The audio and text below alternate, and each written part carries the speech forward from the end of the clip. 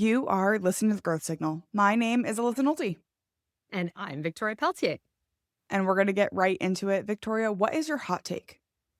My hot take is something I'm talking a lot about, writing a lot about is AI and trust, but not in the way in which you might think. It's the fact that I think leadership are blaming AI for the layoffs that they should have done to take cost out of the organization because no one is AI at scale. I think this is not only a conversation I'm excited to have, but a conversation that more people need to be having and more people need to be listening to. So I would love to dig in a little bit deeper. Tell me more about that hot take that AI is just a cover for the layoffs you should have done in the first place. Yeah. I mean, the reality is every company is working through some kind of AI, but most of them are in use case stage, proof of concept, and not full scale AI native organizations. And so what we see is whether it's Meta or whomever blaming 10, 15% reductions on AI productivity gains. No one is at that level yet. I have been working in tech companies. I tend to lead all of the non-technical pieces that support that work, redesigning the organizational structures and roles. And I can tell you no one is there. So I think it's a great way to blame, quote unquote, the layoffs on something rather than saying there was significant bloat, a lot of which came from COVID, or just poor, leadership over the last couple of years, or even just saying macroeconomics have changed and we need to adjust as a result. But now we've created fear in AI, which will change everyone's or majority of people's roles, but scaring them unnecessarily when I think there's an opportunity to think about it much more positively.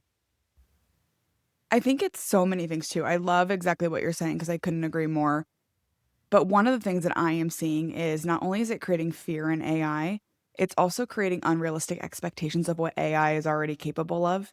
Because people who don't have the same, like, okay, you say that you're laying off 15% of your workforce because AI can do it now, but like, I am an AI power user. I spend all of my time in Claude and ChatGPT, and I was a ChatGPT OGer before there was even a paid option. Like, I have been in this for a long time.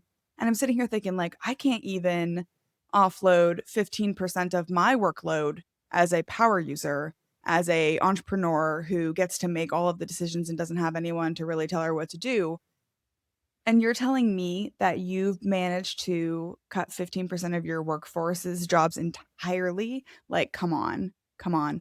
But people who aren't as in the know as us are probably sitting here thinking, like, oh, cool. So I can just do all these things. I can just cut all these heads. I think they're going to be unpleasantly surprised.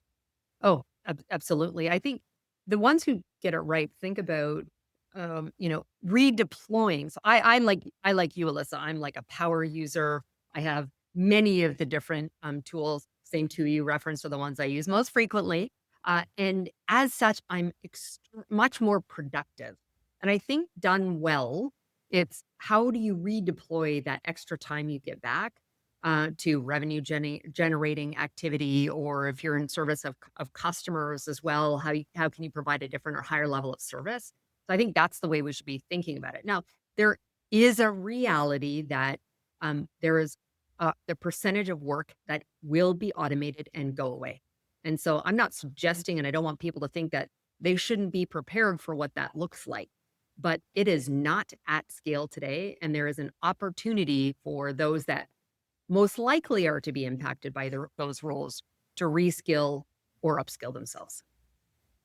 For me too, like the stuff that I've automated away is either the stuff that I didn't wanna do in the first place and wasn't happening in the first place, right? So, like, recently I had to reconcile a bunch of reports, so I had a bunch of, like, transactions that came in, and I had to reconcile and create these different views of it, and I just uploaded my spreadsheet and I said, "Can you please just create these different views for me? Because I don't wanna sit here for the next 45 minutes to an hour, moving cells around in my spreadsheet," right? So I'm automating away the work I don't wanna do in the first place so I can do my highest and best use, which is making connections, building relationships, generating revenue, like those types of things, right? Rather than waste my time on the busy work.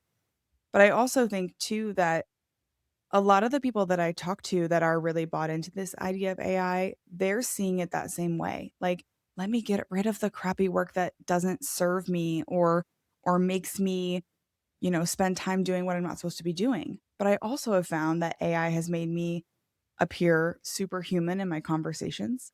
So we're a research company. We kind of, a lot of times we have kind of boring things, and then someone will ask a question and they expect like a data backed answer, right? Not just like a vibe based answer. And so rather than being like, oh, let me, go back to the data and sift through my Excel spreadsheets and my database and blah, blah, blah, we have it plugged into our AI that's secure and guarded. And I can just ask quick and say, hey, what was the percentage of people that said X, Y, and Z? And then I have the answer right there at my fingertips. Rather than having to waste time, take time, go back and dig in, we can have that conversation and move on. And I think that's made a huge difference for us. Oh, that's fantastic, and I think that's using it effectively. And, not everyone is, and I'll tell you, actually, even my husband, who does not come from the corporate world, like, he's like, "AI, AI, AI." Now he questions everything. He's like, "It's probably just AI." I know by the time, this airs live, it's not gonna be new news, but the Brazilian woman that was thrown off, bungee jumping, Yeah. and Yeah. and I'm like, "It's all in my social feed." He goes, "That's probably AI generated." I'm like, "No, babe, it's, like, on every No, I news." think it's like a real news story. That one's a real one, and Yeah. so I like the way you're using it. I think others need to be thinking about it that way. It does make us smarter, but at the same time, I still, and this comes back to the fundamental trust around AI. I still think we need to use our brains, and we need to learn how to be smarter, how to prompt it to ensure that it's giving us accurate information. Like, I have trained mine to never lie to me. If you do not have the Yeah. data, do not make it up. Well, and that's an important point that you're making that I think a lot of people are missing too, though. Because when we set up this little database, we set up a ton of guardrails. Like this data can never be used to build a model. So our customer data is contained inside of our own enterprise version. So I don't have to worry about that going out, right? Because I guarantee you there is some analyst at some major bank who has uploaded all of our financial data into ChatGPT and like asked it to run a report, right? Like, those things are happening because people don't necessarily have the critical thinking and understanding around AI and what it can and can't do. So, you're talking about training it, setting up prompts, setting up custom instructions. I'm talking about setting up data governance guardrails. All of those things have to go into it for it to be effective. And for you to do that, you need to understand AI. So, I do worry that a lot of us are just saying, "Oh, it's just AI. Oh, it'll just figure it out. Oh, we can trust that these companies will make it work for us." And we're not necessarily taking the time to say, "But what things do I need to put in place? What things do I need to think about? What things do I need to understand to be a power user and not just something that exists alongside AI, but someone who truly benefits from it?" Yeah, I see where a lot of companies that are implementing AI go wrong with it is along the lines of, Alyssa, what you're talking about. I think there's the, let's call it change management. A lot of companies say, "Oh, I've got change management." No, for most, what I've seen, they have communications people. The Mhm. effective use of that is understand how people experience whatever the change is. In this case, we're talking AI. They experience it differently based upon their comfort with technology today. Sometimes that may be a generational piece. It may not. And then building custom enablement around that. So we've talked about prompting. The guardrails, however, is where I mean, you need, I say at an enterprise level, your chief security, chief risk officers, et cetera. They need to be the ones building that. Like, I don't want the average employee to have to figure that out. I would Yeah. rather just make sure that we are enabling them in the most effective way. Great that your company is a Microsoft 365 company and you've got Copilot. You don't necessarily say everyone is adopting AI because they use it to transcribe the meetings. Like, that's the very simple, basic way to use it. Rather, we need to, again, like, more effectively teach people how to use it to, as you and I are talking about, become much more power users to give us back time to do things much more effective for the organization in terms of revenue generation, in terms of high value to fellow colleagues and to our customers. So a lot of times in this conversation and a few times you've brought up the word trust and trust in AI, trust in our leadership to implement it correctly, trust in the things that we're seeing that are real and are not AI generated. Help us understand, what do you mean by that word? What does it mean to you when it relates to AI? And what do companies need to consider when it comes to trust and their implementations? Uh, it is so multifaceted, Alyssa. I think there is. the trust in AI itself, and this is where you need the experts who I think who help can work in training it, making sure it's the right models with the right data supporting it to help us be effective. Again, I think that's done at an enterprise level when we're thinking about AI within companies. Then there is, and then the output of it. Then there's trust in like why are we doing this? What's the North Star? What are the outcomes we're hoping to achieve? And I think that then sits on leadership to articulate that well. What does it mean for me in terms of my role? How am I going to be impacted? But a lot of that sits, and I talk about whole human leadership. That just means a bunch of different things. That's sort of my take on how I operate as a leader in business. There's a level of transparency, and I get we can't always. There's things that need to remain confidential, but being as open and transparent as we possibly can with our teams about what this means. Again, why are we doing this? What does it mean for you? It doesn't mean we shy away from the fact that yes, there may actually be some layoffs and acknowledging that. And if we have a date, great. If I'm going to help you with reskill, upskill, find you a different role, or at least help you navigate out of the organization while doing that. There is compassion, for those that are going to be impacted. And a lot of that just comes back to like just how we lead. I saw, the social headlines during COVID of the great resignation and quiet quitting. I didn't love all of those, but really it was just speaking to the fact that the workforce are now demanding something very, very different. And the reality is, I think a majority of leaders haven't changed their style to address what the workforce is demanding and is now even more required because of AI and the necessity to build trust in the technology, trust in the outcome that it produces, trust in the safety and guardrails, and trust in what does it mean for me as the human that sits here and earns a paycheck doing some kind of activity that's going to be impacted going forward. There's about a million things that I just took in my notes that I want to touch on with you. So one, you said the word enterprise, and I work with a lot of large companies. So when I think enterprise, I think like big companies. But I don't think little companies get to just say, oh, well, we're small enough. It doesn't really matter if we have AI governance in place or change management or enablement. But like my little team of, like two or three people, we have things in place. And I think that that's important. Companies of any size, whether you're the solopreneur or the 10,000 plus huge, mega company, like you don't just get to get off scot free simply because you're not a big dog. If you want to have AI involved, you got to think through all of those resources, that change management, that enablement for the one person or the 10,000 people.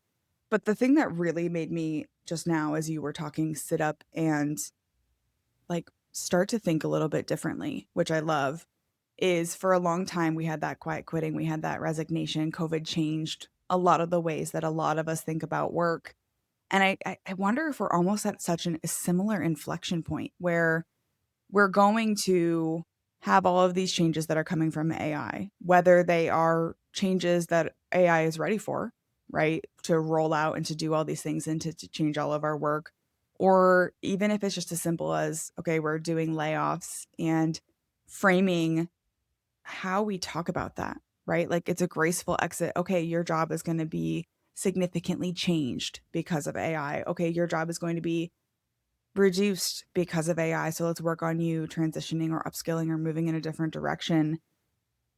The workforce is demanding more. They're demanding different. And this could be a real opportunity for leadership to say, we recognize the future. We are going to set that North Star and we are going to find ways to have AI and humans coexist in our organization for the betterment of us all, our leaders, our shareholders, our stakeholders, our employees, and our customers. How do people move forward as whole human organizations and whole human leadership when AI is now suddenly in the picture?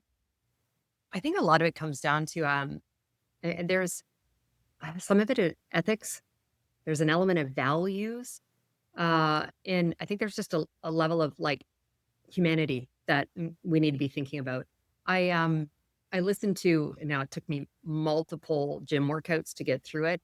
The podcast Diary of a CEO with Mo Gaudat, right? Mhm. He's former head of like Google X, and he sort of posed this question, around like thinking ethically, like we can make money, and don't get me wrong. I am a capitalist. And so like Yeah. I want to earn money, but I think there's a way to bring in all of the aspects of ethics, values, and the humanity, the human side of it into how do we think we bring this in, into the organization. You know, do I want to get 2 points of extra EBITDA, on the P&L that I'm managing? I'd love that, but I also like to do things. I'm a very values driven person. Like I want to do the right thing, and right means a balance and trade off at times between all the people you just said, between ultimately your stakeholders or shareholders, the leadership, the employees, our customers, all of those pieces. So I would say we need to approach the implementation of AI with a multitude of metrics and lenses we bring into it, ideally that it embeds that human side of it as well. You just sparked a text conversation thought that I was having with one of my friends. She's a graphic designer. And I love to build websites. I build them for fun. I built in WordPress. I've been doing it for about 10 years. And recently I tried using Claude Code to build a website. So I basically said, here's my old website. Here's the vibe I want. Here's the look I want. Here's the updates I want made to the copy. You know, put together a website for me. And in about 5 minutes, I had a really slick looking website that had jump links and graphics and, updated text, and it was in my colors and it had all of the things that I was looking for. And I'm sitting here going, "Oh my gosh, this is going to save me so much time because the jump links alone would have taken me the amount of time that it took for Claude just to put it together." And so I sent her a link to it and I said, "Oh my gosh, this was just built in like 5 minutes." And her response was wholly different than mine, where I was excited about the efficiencies I just gained and things that I could do and like the new possibilities. Her immediate reaction was, why would anyone pay a real person to do this now? Right? Like, is my job in jeopardy because I design websites and I do these things? And it took me a second to be like, oh no, this is a real thing that people are worried about. And about an hour later, I sent her a message and I said, hey, just been thinking about what you said. I think it's a real opportunity for people to step up and create actual design work as by a human, as this is a premium thing now. You still get to do the work, but you get to charge more for it because now it's a luxury to have a real human being create your thing and think through your strategy and do everything with you. So it's all about your positioning. So yes, Claude can whip something up and you can use Claude as a creator, as a creative to generate something, but maybe now instead of designing 10 websites for $10 an hour, whatever number you're at, maybe you design 5 websites for $50 an hour. So reframing it, but it did take me aback that her immediate reaction within 10 seconds of seeing what I sent her was despair and frustration instead of what I was feeling, which was excitement and opportunity. Yeah. I think that's where when I talk about like personas in it is about the where people are coming from. So not only it's the roles they sit in, there's generational, there's maybe like the baggage that they come into that, with. And so this is where the humanity side of it, like you just need to think very, very differently about how you're approaching it in exactly the way that you just described it. Yeah. Well, and obviously this is just like a friend to a friend conversation. But I am imagining that that's happening on a much larger scale, especially these companies, back to your original hot take, who are saying, oh, we're cutting all these heads because of AI. Well, what does that say to the 85% who are still there and creating that fear of like, am I next on the chopping block because of AI? Yeah. I think we need to we can't shy away from that conversation. There is a reality. We know that, I don't know what they say, 80% of the roles are going to be impacted by AI. They, they are. And so let's acknowledge that, but let's not create the fear now because it's not, doomsday is not here. Like I Right. said, I've yet to see any organization other than like potentially Anthropic or OpenAI that are actually AI native organizations that are at that scale yet. So let's be realistic about it. Things are going to evolve and change. I'm older than you, I suspect. And so I remember as the internet was like, coming in and how we thought that was going to change. And even the year 2000, oh my God, everything's going to crash when that happens in elevators and da da da. And it didn't. Like it's Right. evolved, we thought that with the industrial revolution. So I think let's be clear, it's changing things. Do we need to fear it? No. but there's a level of resilience and openness to a learning and growth mindset that I think will just make it much more palatable for everyone. Yeah. Okay, 2 things. One, a funny story. I remember being at, like, a New Year's Eve party for when the 1999 to 2000, and we were sitting there doing the countdown, and it was like 10, 9, 8, 7, 6, 5, 4, 3, 2, 1. The person's whose house we were at, he went into the thing and he, like, flipped the breaker at midnight just to mess with everybody. I was like, "Okay." So I still have, like, that memory of being like, "Oh my god, it really did happen. Everything got ruined." But anyway, that's my funny anecdote there. However, I do wanna ask you, if someone is a leader listening to this podcast, they have a company, whether they have, 1 person that they work with or 1,000 people that roll up to them, how do we help people navigate this change? Recognize where we're at now, recognize where we are likely going, and make sure that we are moving along that path. So that's number 1. Number 2, if I'm an individual contributor hearing this, what things should I be doing now that AI is still fairly immature to start to insulate my future against being negatively impacted by AI? What kinds of things should I be learning or doing or growing my skill set to make sure that when that AI does come for my job, using air quotes, I'm less likely to be impacted by that. I think there's a number of things. So I do think get comfortable with AI. Maybe you're not going to become the power user that you and I are, but learn more about it. And there's lots of that free content and learnings online to help with that. I think that's one. Again, I think that the mindset, piece of it is a big component. There's a level of like resilience and readiness we need to have, but also leaning into the things that AI is not going to be able to take over. There's a the World Economic Forum does a skills study every 1 or 2 years. And so the last one that came out showed upper right quadrant where everything is moving as expected, AI, data, like highly technical skills, but creativity. So going back to your graphic designer friend, problem solving and innovation. And then you think about what I call as like the power skills, the human skills. So going back to like if you're in a call center, yes, let's be clear, they've actually been automating for decades, and they will continue to through chatbots. I don't ever want to talk live to someone if I can. The work that remains means it hasn't followed a standard process. So requires again problem solving for the person that ends up, being on the other end of that live chat or phone call to deal with them. You're going to get someone who's irate. So there's a level of empathy. So if you focus on those skills, in addition to learning a basic level of technical fluency, again, depending on the role you're coming from, I think that helps insulate you, from, not having a job. Will it change? Yes. But those are the things to your point over what can you charge a premium for later? It's those things. And they're not teaching them. Even when you go to an MBA now, they're not teaching you some of those like human power skills. So those are things I'm encouraging people to lean heavily into. On that human, relationship building and, like, leaning into those things, considering all the people that you know or aspire to know, who else do we need to be paying attention to? Who else is really gonna help us through this next step process? Uh, Well, I said his name. Mo Gaudat, like he's actually got a documentary that's coming. I think it might be available in the UK now, but that's coming out that sort of addresses this. I think he's someone we should pay attention to. I think he is an engineer, so comes from that technical background, but is really thinking about the things I think we need to be around again. Humanity, values, and ethics, is one. And then there's others like I'm going to all these podcasts, but I listen to a ton of them, but Scott Galloway is a fave of mine and listening to him and just again, kind of talking about what's happened. In this case, he's written a book talking about what happens to young men, but I think it's a reality of all by not having like face-to-face real relationships and some of the decisions that we make. So those are two that I think we need to be paying attention to.